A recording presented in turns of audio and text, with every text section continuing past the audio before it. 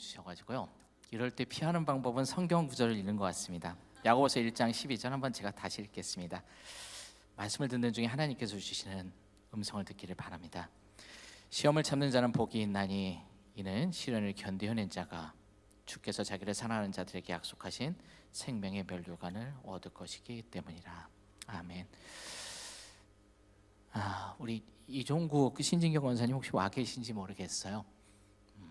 때때로 이렇게 지난주에 장례를 치르셨다는 말씀을 들었는데요. 저도 지난달에 저희 부친을 잃었습니다. 그렇게 가끔은 우리가 그런 환난, 고난, 아픔을 겪을 때가 있는 것 같습니다. 목사가 그러면 안 되겠지만 너무 힘들 때는 기도조차도 못할 정도로 어려운 때가 있습니다. 바라기는 그럴 때 하나님을 바라보셨으면 합니다. 그리고 그 하나님께서 주시는 위로를 받으시기를 바랍니다.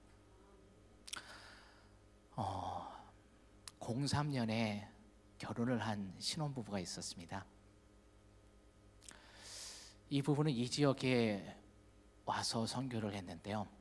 남편이 06년도에 해수는 3년 2년도 채 신혼생활을 하지 못하고 돌아가십니다. 제가 03년이라고 했는데 2003년이 아니라 1903년입니다.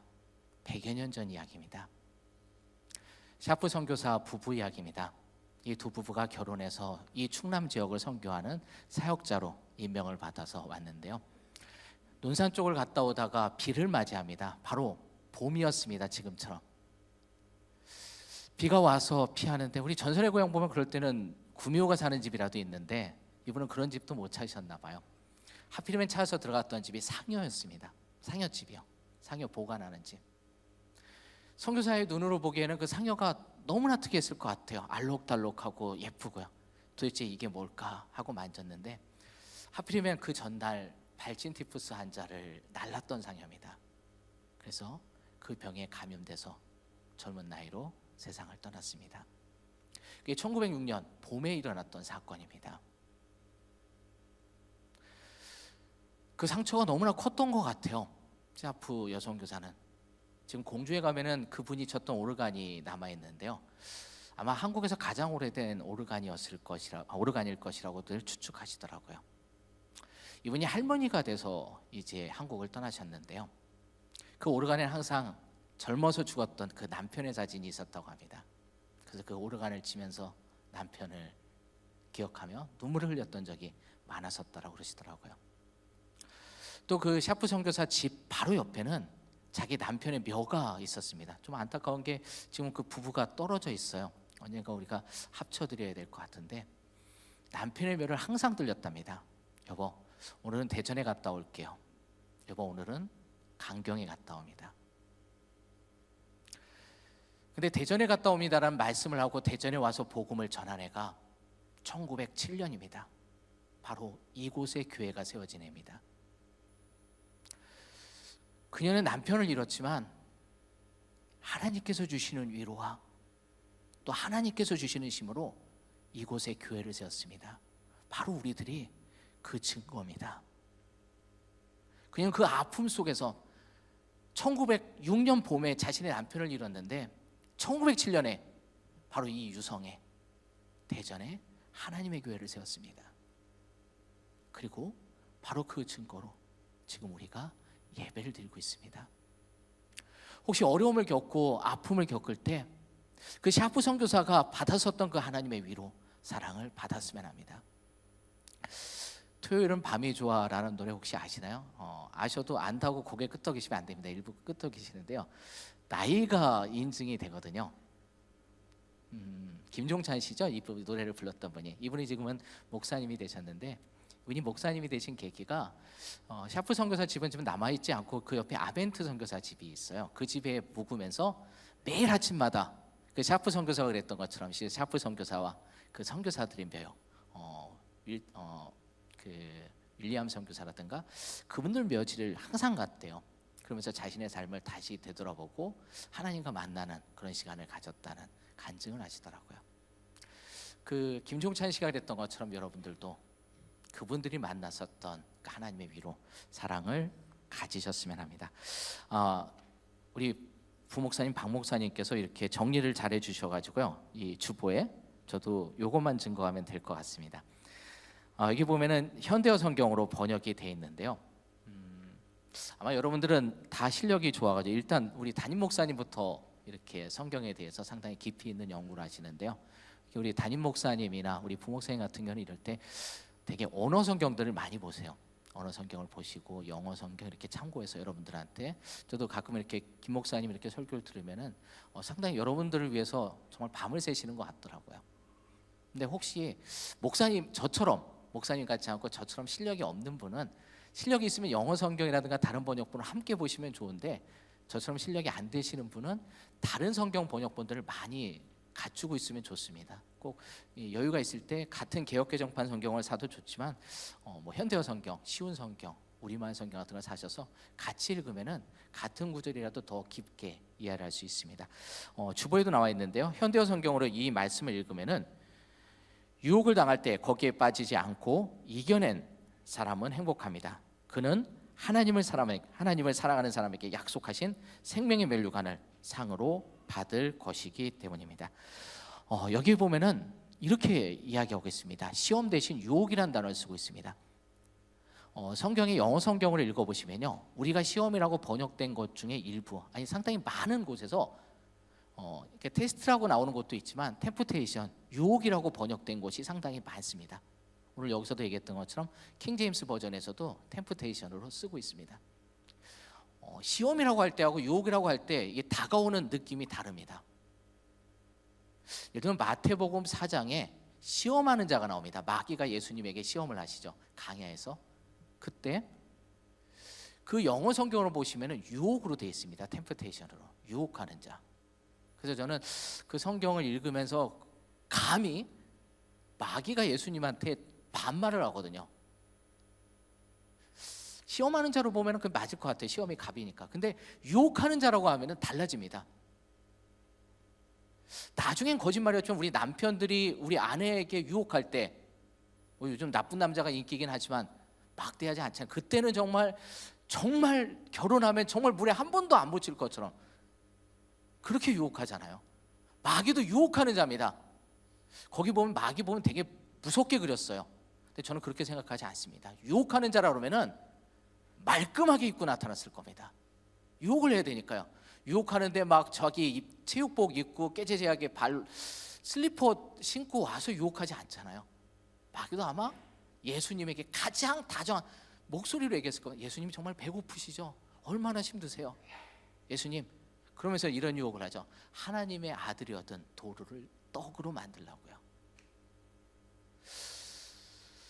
근데 그 유혹의 문제는 뭘까요? 거기서 이렇게 말합니다. 당신께서 하나님의 아들이시면은 돌을 떡으로 만들 거라고요.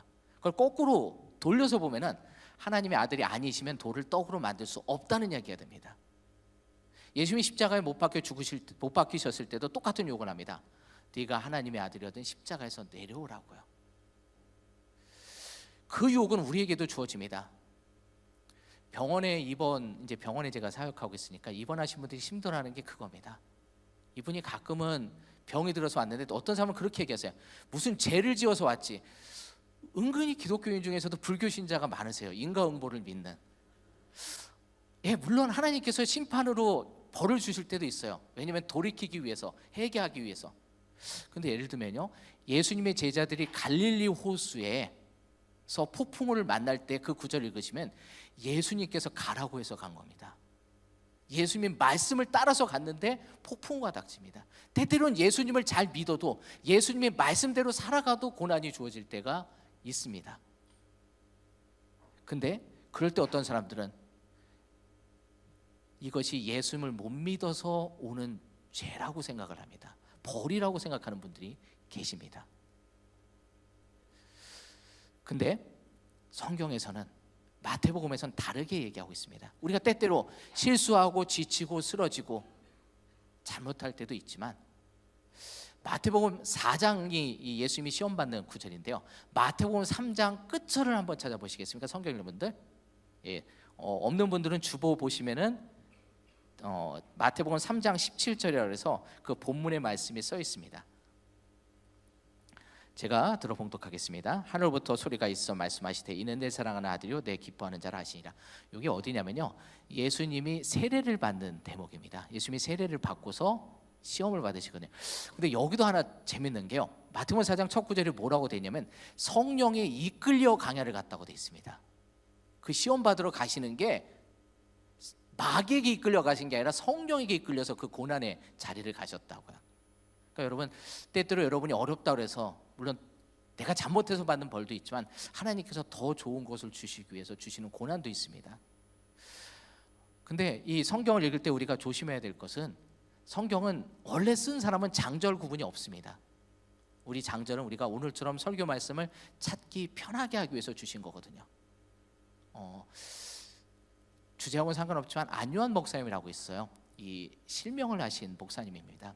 이분이 나중에 하나님을 만나는데, 이분이 자살을 시도했다가 실패를 했어요. 왜 실패를 했냐면은 이 눈이 안 보여서 이제 난 살 필요 없어요 그 자살을 했는데, 이 못 박은 데다가 이 혁띠를 풀어가지고 이 혁띠를 해가지고 목을 매달았는데 실패했습니다. 근데 이게 왜 실패했냐면 이 혁띠가 중국제였어요. 이게 국산을 택했으면은 살았을 텐데 이게 더 슬픈 거예요. 눈이 안 보이니까 이게 국산인지 중국제인지 메드인이 안 보이잖아요. 그러니까 그게 서글펐고 자살을 시도했던 분인데, 실패하고 났을 때 하나님이 그 앞에 나타납니다. 하나님께서 뭐라고 하시냐면은, 여러분이라면 잘 교육되어 있으니까 여호수아서 1장을 읽어보라 할 텐데, 이분한테는 구약 성경 220페이지를 읽어보라. 하나님도 그 수준에 맞춰 역사하시더라고요. 그래서 지나가는 중학생을 불러갖고 읽었더니 그 1장 5절에, 여호수아서 1장 5절에 이런 말씀이 있습니다. 내가 너를 버리지 아니하신다고요. 떠나지 아니한다고요. 그래서 그 말씀을 잡고서 일어나시는 그런 목사님이신데요. 근데 사실 장절을 썼을 때는, 이 장절은 원래 없던 겁니다. 그래서 마태복음을 읽을 때도 이 장을 뛰어넘어서 읽을 필요가 있습니다. 마태복음 4장의 답이 이미 마태복음 3장에 나와 있습니다. 하나님께서 예수님에게 말씀하십니다. 이는 내 사랑하는 아들이요 내 기뻐하는 자라 하시니라. 물론 예수님이야 잘하시니까 그렇다고 그거 상관없이 내 아들이라고 말씀하십니다. 제가 그 소리아의 장혁재 선교사님하고 이렇게 좀 친하게 지냅니다. 같이 공부를 했었거든요. 근데 그분이 그런 얘기를 하더라고요. 딸이 예원학교, 이제는 아마 예대를 들어갔을 것 같은데요. 예원학교라면 그 아마 예술 쪽 전공하시는 분은 잘 아실 거예요. 그쪽에서는 아주 유명한 학교입니다. 그 학교를 다니는 딸이 가봤더니, 그 딸이 공부하다가 이분이 사역을 하는데요. 어느 정도 사역을 하냐면 하루에 6군데 정도를 가요. 막 울산, 부산, 뭐 강주 이렇게 다니십니다.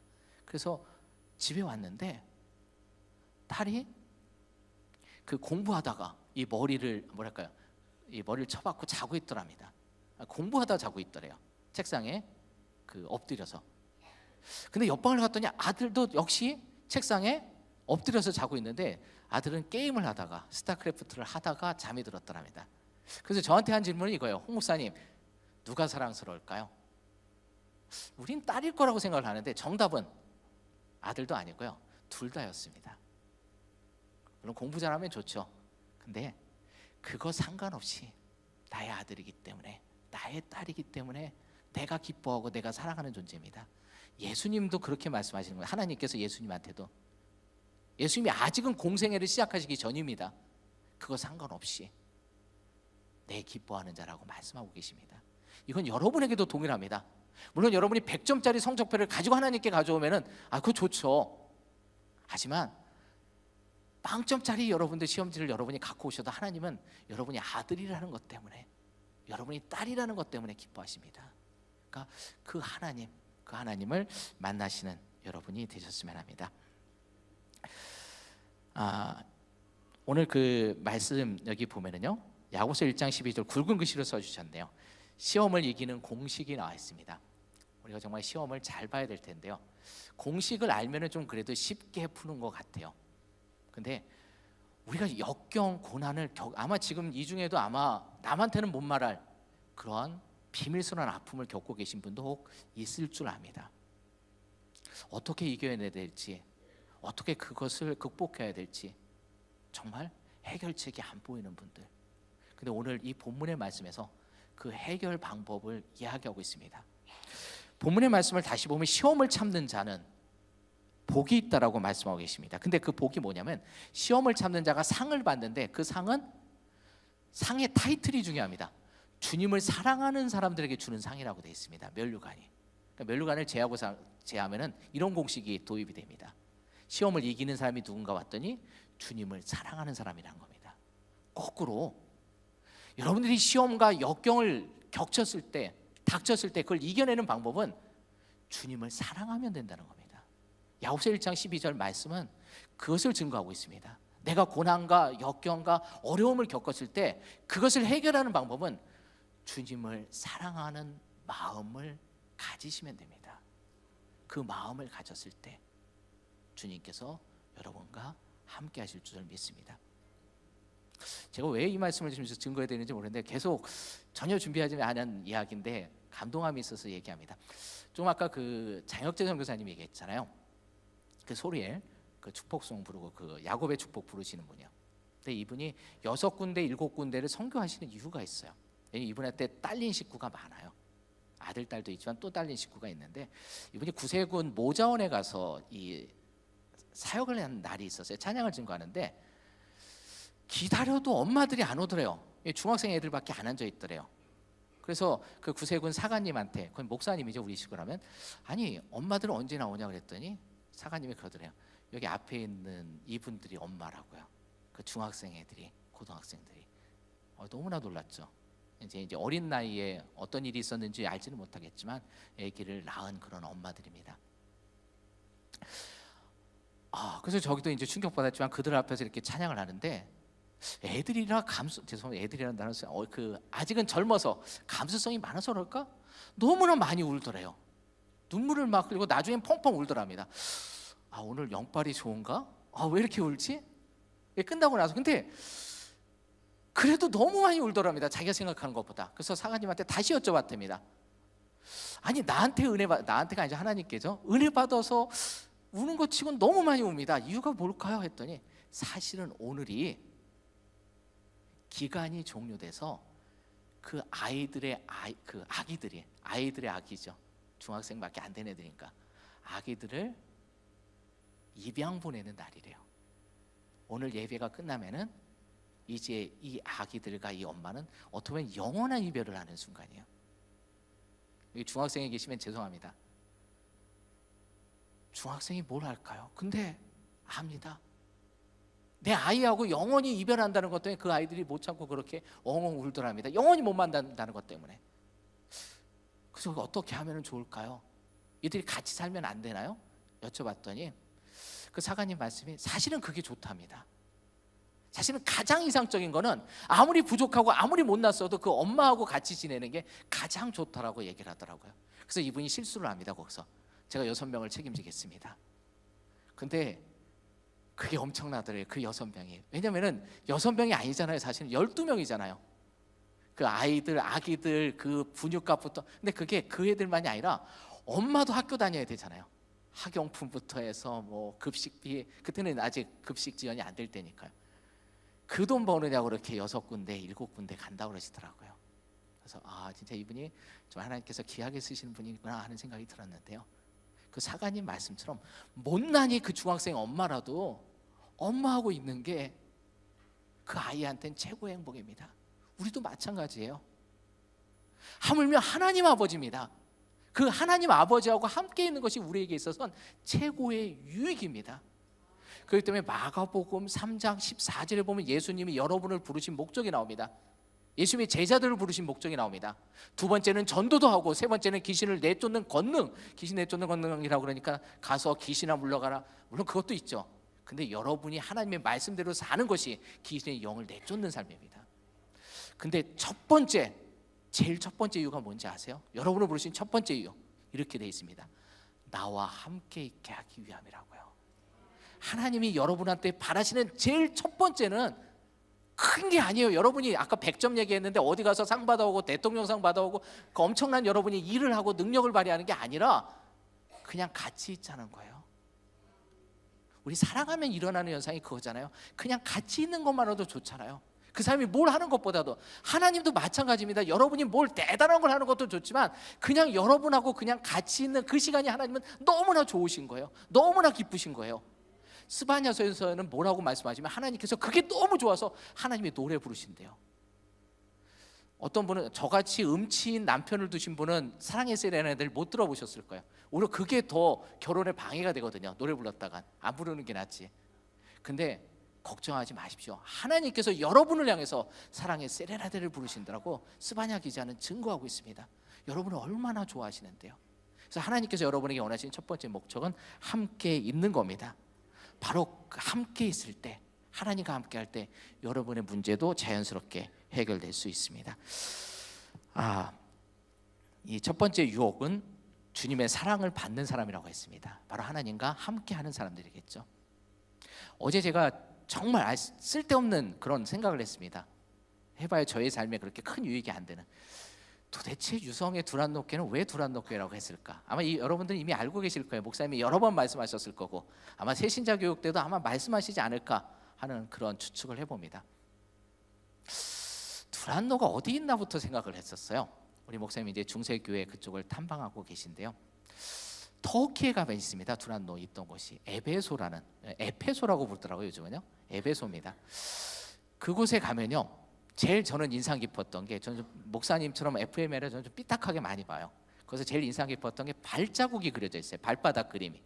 여기도 발바닥이 쓴 게 발바닥 전도하란 그게 아니라 그 발바닥이 떠올라서 쓴 겁니다. 발가락까지도 다 그렸어요. 왜 그렸는지 아세요? 사실은 그 발바닥이 그려진 그 지역이 유흥업소 밀집 지역입니다. 2000년 전에요. 2000년 전에도 그렇게 좋지 않은 퇴폐업소들이 있었나 봐요. 발바닥을 왜 그랬냐면 미성년자 출입 금지입니다. 그래서 여기는 다 예쁘신 분들만 계셔서 발이 작으실 것 같아요. 여러분들은 그것 때문에 못 가시겠네요. 발바닥이 그것보다 작으면 못 들어가는 거고요. 크면은 들어갈 수 있는 겁니다. 그래서 거기는 그렇게 권장했을 거예요. 발바닥이 이것보다 작은 사람은 바로 옆에가 셀수스 도서관이 있었습니다. 그곳으로 가라고 안내를 했다고 합니다. 근데 그 셀수스 도서관에 있던 것이 역사적으로 셀수스 도서관이 사도 바울 후에니까 아마 셀수스 도서관 이전의 도서관이 아닐까 추측을 해보는데, 어쨌든 그곳에 두란노 서원이 있었습니다. 그러니까 두란노라는 곳은 어떤 곳이냐면요, 두란노가 있던 에베소는 거룩한 도시가 결코 아닙니다. 우상 숭배를 하던 도시였고요, 타락한 도서입니다. 성적으로도. 근데 그 속에서 기독교의 역사를 뒤집는 사람들이 나왔습니다. 그 사람들이 바로 두란노란 이름으로 모였습니다. 그들은 그곳에서도 거룩함을 유지했습니다. 천주교 신부님들과 우리 불교의 스님들, 그분들도 거룩함을 유지합니다. 근데 그분들은 어떡합니까? 세상과 분리된 거룩이에요. 수도원이라든가 절을 산에다 만들고 그곳에서 거룩함을 유지하려고 합니다. 그분들이 들으면 좀 서운하겠지만 그거는 조금 그래도 쉬워요. 세상 속에서의 거룩함을 유지하는 건 너무나 어려운 일입니다. 그런데 그 일을 놀랍게도 했던 사람들, 세상에 감당할 수 없다라고 말했던 사람들이 바로 두란노란 이름으로 모였던 사람들입니다. 그래서 전 그런 생각을 해서 어쩌면은, 목사님께 여쭤보진 않았지만 정말 이 세대가 에베소 같은 시대인데 이 시대의 거룩함을 유지하고 그 거룩함을 전하는 그런 성도들이 되었으면 하는 마음에서 우리 두란노 교회라고 이름을 짓지 않았을까. 더 좋은 이름도 많은데 그 더 좋은 이름은 세속적으로요. 왜 제가 그 생각을 했냐면요, 예전에 에땡랜드, 그래도 아시나요? 에땡랜드만 해도 아시겠죠? 롯땡월드하고 그 쌍벽을 이루는 에땡월드에서 랜드죠. 네, 에땡랜드 맞죠? 저기 용인에 있는 거요. 거기에서 교회들에게 자유용권을 5장씩 보냈습니다. 미끼예요. 그러니까 이제 우리 여름 행사할 때 아니면 우리 어르신 행사할 때 우리 거기 와서 행사를 하라는 미끼죠. 근데 다 보낼 수는 없잖아요. 특히 개척교회 보내면 목사님 가족만 왔다 가면은 그 손해잖아요. 어떡할까? 좀 큰 교회 보내야 되는데, 근데 자신들이 큰 교회인지 아닌지 알 수 없잖아요. 그래서 어떤 방법을 쓰셨냐면 교회 이름에 제일이나 중앙이 들어간 교회만 보냈어요. 여러분도 기억해 보세요. 시골 가면은 대개는 제일이나 중앙이 많잖아요. 되게 제가 참고로 말씀드리면 우리나라에서 가장 오래된 감리교회는 정동 제일감리교회예요. 그 이문세라고 그러면 안 되죠. 이수영이라고 아십시오. 이수영이 그 다시 불렀거든요. 리메이크했거든요. 강화문 연가에 나오는 그 교회가 정통제일감리교회입니다. 장로교에서 가장 오래된 교회도 제일교회예요. 근데 그건 나중에 세문안교회로 이름을 바꿨죠. 항산성 변호사 환경부 장관 했던 그분의 남편이 담임이었던 교회가 원래는 제일교회입니다. 나중에는 세문안교회로 바뀌었지만 우리나라에서 두 번째로 오래된 감리교회는 중앙감리교회입니다. 그리고 두 번째로 오래된 장로교회는 중앙장로교회인데 장로교회는 이름 바꾸는 걸 좋아해요. 중앙장로교회인데 거기는 승동교회로 이름이 바뀌었습니다. 대전에서 제일 오래된 감리교회도 유성을 제외하고요. 대전제일감리교회예요. 그리고 제일 오래된 장로교회도 대전제일장로교회입니다. 제일이나 중앙이 들어가면 에버랜드 죄송합니다. 상표를 안 말씀했는데 에땡랜드 자유용권이 5장이 생기는데 우리 담임 목사님은 그걸 포기하셨어요. 왜냐하면 두란노교회라고 아마 이름을 지어야 될 그 에땡랜드 5장을 포기할 만한 그 이상의 가치가 있기 때문일 겁니다. 아마 여러분에게 두란노교회를 통해서 주시는 그런 소망, 그 비전이 아마 있을 줄 믿습니다. 어쨌든 그 거룩함을 유지한 사람들은 하나님과 함께하기에 가능합니다. 자석에 쇠가 붙으면요, 그 쇠도 자석의 성격을 가집니다. 하나님과 함께하는 사람은 당연히 그들도 거룩해집니다.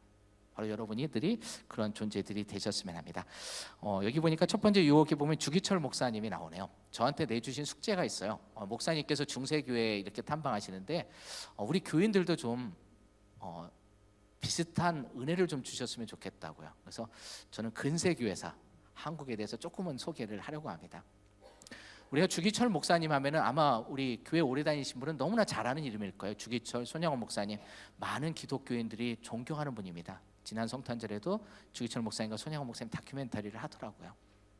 그런데 이 목사님 하면 떠오르는 게 있어요. 기독교인들은 일사각오, 순교자, 그런 이미지인데요. 최근에 그분에 대해서 그분의 저작들, 그분의 설교들, 기고문을 보니까 아니더랍니다. 그분은 순교에 대해서 별로 얘기를 안 하시더래요. 일사각오 그걸 얘기 안 하시더래요.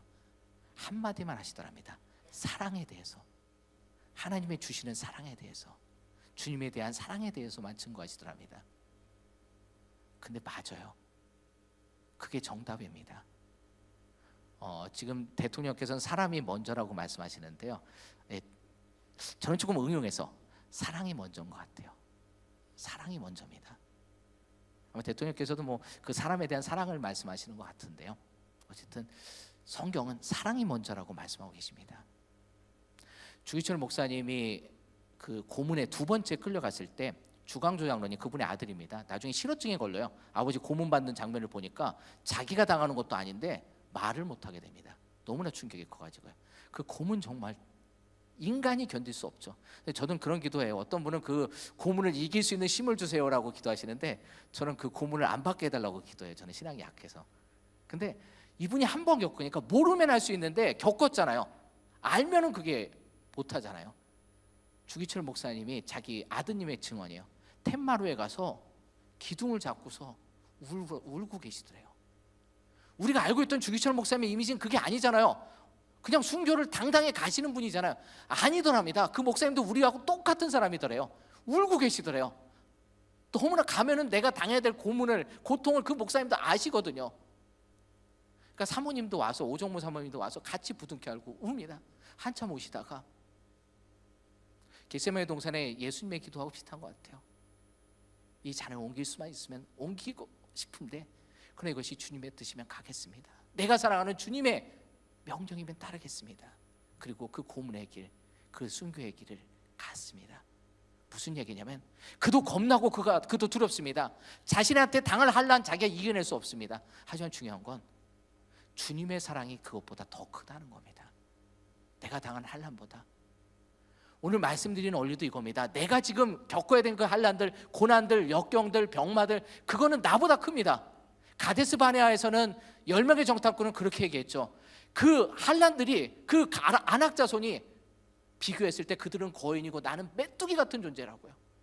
유재석이 아니라 정말 약한 진짜 메뚜기 같은 존재라고요. 나는 그것을 이길 수 없습니다. 맞는 얘기예요. 그건 거짓말이 아니라 팩트입니다. 근데 그들보다 하나님이 더 크다는 겁니다. 그게 여호수아와 갈렙의 고백이었습니다. 하나님이 그들보다 크다고요. 우리들도 마찬가지입니다. 내가 겪어야 될 환난, 나하고 비교할 때 내가 도저히 이길 수 없는 환난입니다. 내가 도저히 넘을 수 없는 고난입니다. 파도입니다. 하지만 하나님이 나에게 주시는 사랑은 그것보다 더 큽니다. 주기철 목사님도 마찬가지예요. 겁납니다.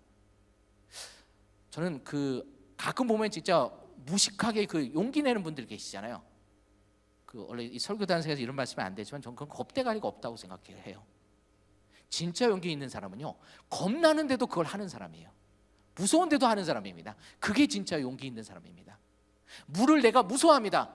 그렇지만 사랑하는 사람이 빠졌을 때 그 물에 들어가는 사람이 있습니다. 왜냐하면 내가 그 물에 대한 무서움보다 그 사람에 대한 사랑이 더 크기 때문입니다. 주기철 목사님도 마찬가지입니다. 그 고문을 생각하면 무섭고 두렵지만 주님에 대한 사랑이 더 컸기 때문에 그 길을 가실 수 있었습니다. 여러분도 때때로 어려운 고난을 겪었을 때 주기철 목사님이 그러셨던 것처럼 주님이 주시는 그 사랑, 그 주님을 향한 그 사랑으로 이제 이겨내셨으면 합니다. 제가 사랑이라고 얘기했는데요, 이제 근세가 아니라 제 얘기를 할까 합니다. 유시진 대인가요? 그 태양의 후예에 나왔던 그 송중기 역할이요. 윤시진인가요? 되게 멋있게 나오잖아요. 정말 헬기 타고 왔다 갔다 하고요. 정말 나라를 위해서. 근데 숨겨진 이야기는 안 하더라고요. 그 정도의 사람이 되기 위해서 겪어야 되는 훈련은요, 도저히 인간이 하기엔 너무나 힘든 훈련이에요. 잘못하면 저도 거기에 끌려갈 뻔했어요. 말 용어를 보세요. 끌려갈 뻔했습니다. 왜냐하면 제가 여러분은 상상을 못하겠지만 예전에 좀 샤프했어요. 그래서 ROTC 장교 과정을 밟았었거든요. 근데 상무대로 저희 중대에 차출을 오셨더라고요. 그 부대에서 707 특임대대에서 차출을 하셨더라고요. 바로 윤시진 대에 나오는 바로 그 부대입니다. 근데 저는 기도했습니다. 나라를 위해서 충성 아닙니다. 저 부대만은 가지 말게 해달라고요. 근데 다른 친구들도 다 기도하고 있더라고요. 하다못해 교회 안 다니는 애들도 기도하더라고요. 그 순간만큼은 저 부대를, 제가 기억나는 게 Y대 다니는 친구인데요, 이 친구가 몸도 정말 체육학과예요. 또 수영 강사로 아주 또 그 여자분 뭐랄까요, 나한테 상당히 인기 있었던 친구인데 그 친구를 보면서 그 차출관이 미소를 짓더라고요. 자네 체대 나왔네? 데리고 가겠다는 거죠. 근데 그 친구가 했던 말이 아직도 기억나요. 저 이론으로 들어갔는데요. 그러니까 자기 체력은 안 되는데 이론으로 들어갔다는, 그러니까 그렇게 가기 싫어요. 근데 남자들이 여러분 생각한 것보다 순수해요. 그 부대를 지원하는 바보들이 있어요. 도대체 왜 저 부대를, 지금이야 송중기가 해서 좀 멋있어졌지만 그 힘든 부대를 왜 지원하지? 첫 번째는 저 친구들 애국심이 뛰어난가? 애국심 1도 없는 친구들도 있었어요. 그러니까 가면은 뭐 월급 받고 자기 공간 생기고 그런 것 때문에 군대 간 친구들도 있더라고요. 그러면은 체력이 나보다 좋은가? 근데 저보다 빌빌한 친구들도 있더라고요.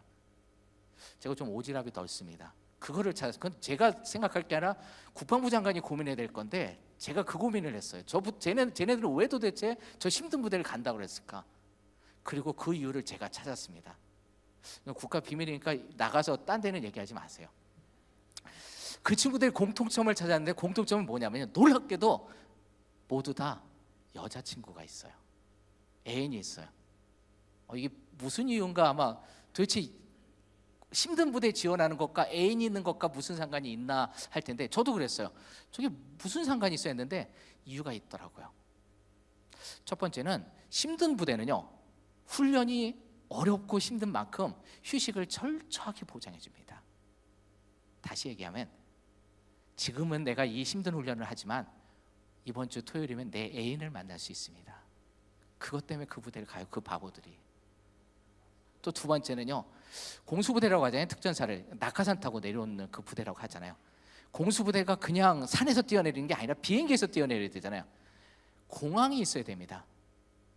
공항이 있는 곳은 두메산골 저 지리산 위에다 만들어 놓지 않잖아요. 도시에다 만들어 놓습니다. 도시 가까운데. 우리 충청도는 증평에 있죠, 청주공항이. 거기에, 그러니까 공수부대는 공항이 있으면 그 근처에는 공수부대들 특전사들이 꼭 있어요. 박보영 그 탤런트 아버지도 그 증평에서 이승기도 거기에서 군복무했다고 얘기 들었던 것 같아요. 그러니까 무슨 얘기냐면요, 이승기는 자기가 간 건 아닌 것 같아요. 그냥 뽑혀서 간 것 같고요. 근데 지원해서 가는 친구들은 뭐냐면요, 거기가 휴식을 보장하기 때문에 토요일날 주일날은 자기 여자친구를 만날 수 있고요. 또 두 번째는 강원도 산골에서 외박 외출 보장해줘도요 못 와요. 차 타고 오다 보면은 2박 3일인데 어떻게 옵니까? 근데 도시기 때문에 1시간이면 애인을 만날 수 있어요. 근데 그것 때문에 지원을 하더라는 겁니다. 그 바보들이요. 사랑의 힘이 그렇게 놀랍습니다. 여러분, 여자분들은 상상하지, 물론 임신의 고통이 더 크겠지만 그것보단 못하겠지만, 그 출산의 고통보다는 못하겠지만, 유혹과 사랑을 이겨낸 사람들은 지치고 힘들 때 주님을 바라보았습니다. 정말 우리 주위에 그런 분들이 너무나 많습니다. 여러분 두란노 교회에도 그런 분들이 계실 겁니다. 우리 한국교회 믿음의 선조들 중에서 그런 분들이 계실까? 많이 계시죠. 근데 처음에는 오영석이라는 어린이부터 생각했습니다. 지금은 의무교육이지만 그 당시에는 의무교육이 아니던 때 이분은 학교를 가지 못했습니다. 중학교를. 너무나 가난했어요. 하나님께 기도하기 시작했습니다. 하나님, 이 시험을, 또 이 어려움을 이길 수 있게 해달라고요. 그래서 이분은 나중에는 어떻게 했냐면 기도로 성이 안 찼나 봐요. 기도 편지를 썼습니다. 하나님께 드리는 글, 하나님 이 문제를 해결해 달라고요. 편지를 썼으면 어떻게 해야 되나요? 우체통에 넣어야죠. 하나님께 전상서 해가지고 편지통에다 놓습니다. 산타는 그래도 알아요. 핀란드에 산타망을 보내면 되는데 하나님은 이거 도대체 어디에 보내야 될까? 집배원들이 회의를 해가지고요, 이준목 목사님한테 보냈습니다. 그래서 그 목사님을 통해서 하나님께서 역사하셨는데요, 이 오영석 어린이가 공부할 수 있는 기회를 제공하고요, 나중에는 정말 전남의대를 합격을 합니다. 근데 하나님의 음성을 듣고 길을 돌이켜서 신학대학을 가게 됐는데요, 결국은 한신대학교 총장이 되셨어요. 이 오영석이라는 이 하나님께 드리는 이 편지를 쓰신 분이. 그러니까 여러분들 혹시 가난, 경제적인 어려움이 있을 때 기도 편지 한번 써보세요. 또 우체통에 넣으시지 말고 그냥 그 담임 목사님께 그렇게 드리시면 될 것 같아요. 같이 기도해달라고. 어차피 담임 목사님한테 올 테니까요, 우체부들 고생시키지 말고요. 여러분들 가난하고 어려울 때 하나님께 기도하십시오. 오영석 어린이의 그 문제를 해결해 주셨던 것처럼 여러분의 문제도 해결해 주실 것입니다. 그 오영석 어린이의 문제를 해결했던 어떻게 보면 스승이 이준목 목사님인데요, 이분의 형이 대단합니다. 세상적으로요. 아세아 자동차 그리고 호남 비료를 만든 창업자입니다. 형이 그 정도라고 하면 그 당시에는 이건 경제는 완전히 가서 뭐 부회장은 최소한 소환시켜주겠죠, 빌빌해도. 근데 그는 그런 길을 가지 않았습니다. 그는 가난한 사람들의 이웃으로 살았습니다. 성자의 삶을 살았습니다. 해남에서는 그래서 아직도 이분을 성자라고 부릅니다. 이분은 세상의 그런 유혹보다도 주님을 더 바라봤던 분입니다. 이 이준목에게 가장 영향력을 많이 끼쳤던 분은 강순명입니다. 근데 세비야가 이발사, 그 오페라가 세비야 이발사 맞나요? 아까 목사님께서 말씀하셨던 것이, 제가 좀 그쪽에 짧아가지고요. 최응종이라는 목사님이 계신데요, 이 목사님은 강주에서 가장 존경받는 분이에요. 어느 정도인지 아세요? 혹시 그 길로 오셨는지 모르겠는데 대전에 계백로, 우암로 그런 길이 있잖아요. 강주에는 목사님 이름을 딴 길이 있습니다. 이 최응종 목사님의 이름을 딴 길이 있어요. 얼마나 존경받았는지 단 한 사람도 반대하지 않았답니다. 단 한 사람도요. 하성 출신의 차범근 감독이 하성 출신이에요. 저 천안에 가면 봉주로 있죠. 그게 인사 봉주로가 아니라 이봉주로거든요. 그리고 박지성로도 있고. 근데 차범근 감독길이 없어요. 근데 차범근 감독길이 왜 안 만들어졌냐면 불교계에서 반대했어요. 이유는 여러 가지 달았지만 기독교인에게 마음에 안 든 거였죠. 그러니까 이렇게 사실 그런 거 할 때도 이렇게 갈등이 있더라고요. 근데 강주에서는 목사님 이름을 딴 길이 있는데 아무도 반대하지 않았습니다. 서울에는 권사님 이름 딴 길이 있어요. 감리교 권사님, 김상옥 권사님. 그 영화 보면은 한 2,000 몇백 대 1로 싸우는 사람, 암살이나 밀정 보면 나오는 분이 그 권사님이시거든요. 저쪽 그 종로 5가 쪽에 그분 길이 있더라고요. 근데 이 목사님 길을 만들 때 아무도 반대하지 않을 정도로 존경받는 분인데요, 그러다 보니까 많은 사람들에게 이 사익감 추천들이 들어옵니다. 그래서 자기 딸의 그 사익감 중에 의사도 있었고요, 유학 갔다 온 여러 사람이 있었는데 누구하고 결혼시켰냐면 이발사한테 자기 딸을 시집 보냈습니다. 그 이발사가 그냥 이발사가 아니라 신앙 좋은 이발사입니다. 여러분들은 하실 수 있겠어요? 여러분들의 딸을 이발사한테 시집, 아니 그러니까 다른 사람들도 있는데 어떤 이발사였냐면요, 신앙이 좋은 이발사였습니다. 그게 강순명 목사님입니다. 그 사람이요. 강순명 목사님을 통해서 그 강주에 또 서울에 많은 또 복지시설들이 세워지게 되는데요, 하나님께서 또 귀하게 쓰신 종입니다. 또 최응종은 아까 얘기했던 것처럼 강주에서 존경받는 인물이고요. 우리가 알고 있는 여수 예영원, 이분이 시작했습니다. 강주에서요, 양림동에서. 나중에 지금 우리가 알고 있는 그 소록도도 이분이 그 총독부에 항의하는 그런 데모랄까요, 그 시위를 통해서 탄생된 곳입니다. 정말 선한 영향력을 많이 끼쳤던 분입니다. 이 사람은 원래 순사로 공무원으로 출세하려고 했던 분입니다. 하지만 서서평과 포사이드를 통해서 주님을 만나고 인생을 바꾼 분입니다. 그래서 이분은 이 세상의 그런 유혹들에서 나는 자유함을 얻었다 해서 오방입니다. 5가지에서 해방되었다 해서 오방 최응종이고요. 그래서 강주에는 오방로가 있습니다. 오방구가 아니라 오방로입니다. 바로 그 목사님의 이름을 딴 길입니다. 또 주님만 바라봤던 서서평과 포사이드는 어떤 분이냐면요, 서서평은 한국의 테레사라고 불리는데 사실 잘못된 말입니다. 인도의 서서평이 테레사입니다. 셰핑이라고도 부르는데요, 작년에 영화로도 개봉이 됐었죠. 이분은 돌아가실 때 강냉이 2옷, 그리고 옷은 딱 2벌이요. 자기 갈아입을 옷 세탁할 때. 그리고 담요는 반장. 왜냐면은 하나였는데 그 반장조차도 가난한 사람들에게 나눠줬기 때문에. 이분은 평생 조선의 특히 가난한 여인들, 특히 술집에 팔려가 오르면 자기 월급을 털어서 그들을 도와줘서 자기가 돈이 없는 거거든요. 그리고 문둥병 환자들을 위해서 사셨던 분입니다. 얼마나 대단하냐면요, 지금도 강주의 서서평 묘에 가면 항상 꽃이 피어 있습니다. 꽃이 꽂혀 있습니다. 지금도 그를 존경하는 사람들이 항상 꽃을 쉬지 않고 거기다 꽂아 놓습니다. 특히 간호사분들이 어디 소명을 받을 때 꼭 서서평 선교사, 간호사였거든요. 그분을 묘를 찾아가서 결의를 다지더라고요. 포사이드 선교사는 최응종 목사님에게 영향을 끼쳤던 분입니다. 이분은 나귀를 타고 오웬 선교사를 치료하러 오다가 한 문둥병 여자를 만납니다. 그 여자를 자기의 나귀에 태우고 강주 양림도로 오는데요, 그 모습에 최응종이 변화가 되게 됩니다. 나는 문둥병 환자로 가까이 가지도 않았는데 포사이드는 자기의 나귀에 태우고 선한 사마리아인처럼요, 그리고 그의 고름을 빨아주고 그 치료하는 모습에 아, 이게 기독교인이구나, 저런 하나님이라면 나도 믿어야 되겠구나 해서 최응종이 변하게 되는 그런 계기가 되었습니다. 그러니까 처음에는 포사이드 하나였습니다. 처음에는 서서평 하나였습니다. 하지만 그들이 통해서 새로운 최응종이, 강순명이, 또한 이준목이, 오영석 같은 많은 하나님의 사람들이 나오기 시작했습니다. 아마 두란노교회 처음 시작할 때는 김군수 목사님 한 분이셨을 겁니다.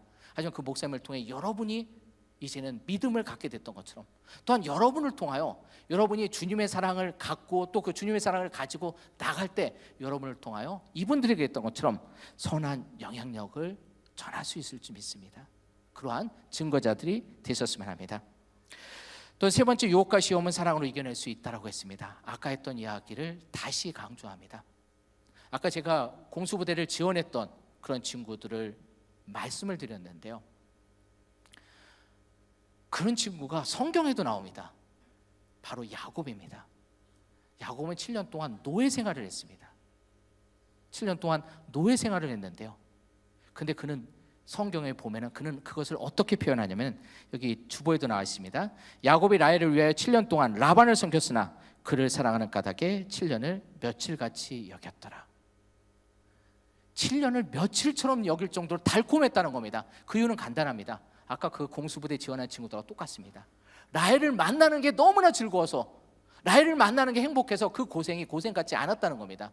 여러분이 지금 고난을 겪고 있다고 한다면 주님을 사랑하는 마음이 강하면 강할수록 그 시간을 정말 며칠처럼 여길 정도로 행복한 시간으로 바꿀 수 있을 것입니다. 또 그리고 그러한 분들은 하나님께서 함께 하시고 여러분의 삶을 책임져 주십니다. 여러분의 머리카락 숫자는 몇 개인가요? 스님은 알겠죠. 빡빡 미셨으니까. 홍석천은 알 겁니다.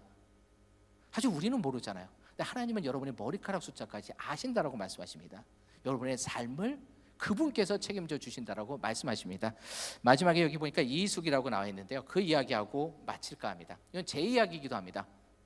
제가 대학원에서 대학원에서 공부할 때 유관지 목사님하고 같이 공부하는 그런 세미나가 있었습니다. 이분은 극동방송 편성국장도 하시고 북한 선교, 북한 교회사에 대해서 상당히 뭐랄까요, 전문가세요.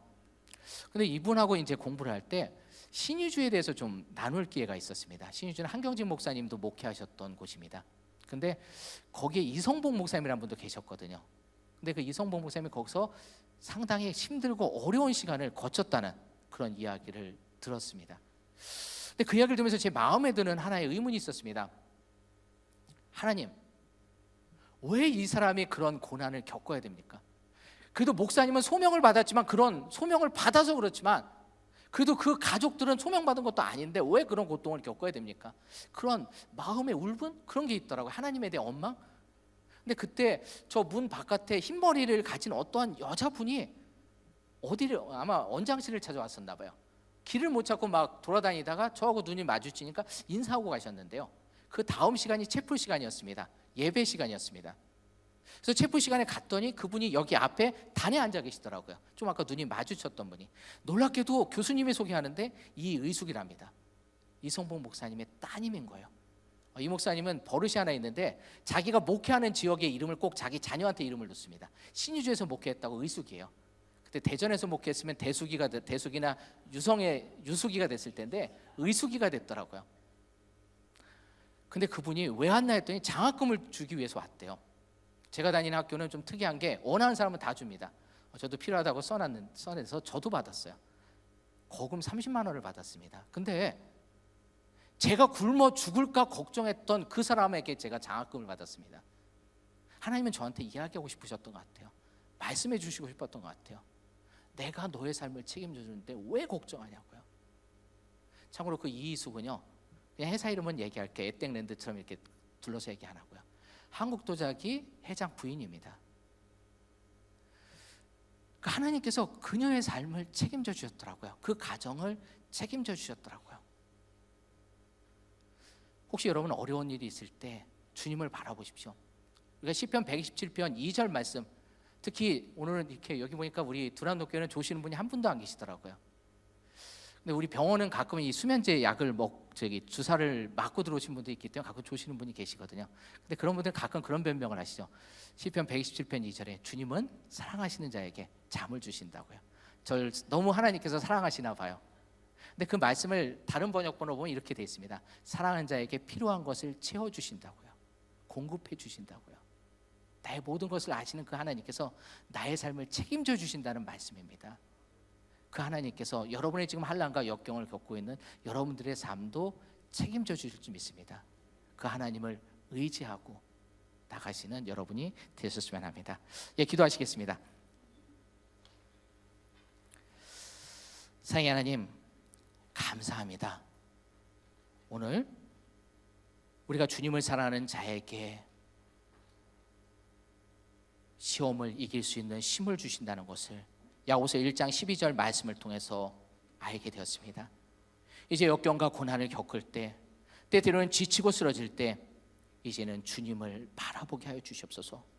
그 주님의 사랑에 의지하여 다시 일어날 수 있는 우리 두란노교회 성도들 될 수 있게 인도하여 주시옵소서. 모든 것을 주님께 의탁하며 거룩하신 예수님 이름으로 기도하였나이다. 아멘.